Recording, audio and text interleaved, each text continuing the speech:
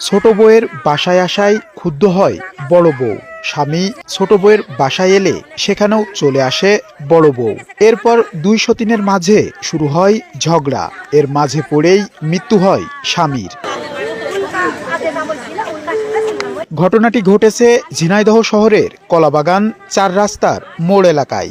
স্থানীয়রা জানায়, ইসলামী বিশ্ববিদ্যালয়ের ব্যবস্থাপনা বিভাগের শাখা কর্মকর্তা আব্দুল জব্বার বড় স্ত্রী মিষ্টি খাতুনকে নিয়ে শহরের আরাবপুরে বসবাস করেন। করোনাকালীন সময়ে সাথী নামের এক স্কুল শিক্ষককে বিয়ে করেন তিনি। শহরের কলাবাগান এলাকার একটি ভাড়া বাসায় থাকেন সাথী। রোববার রাতে ছোট বউয়ের বাসায় আসেন আব্দুল জব্বার। এতে ক্ষুব্ধ হয়ে সোমবার সকালে ছোট বউয়ের বাসায় চলে আসেন বড় বউ।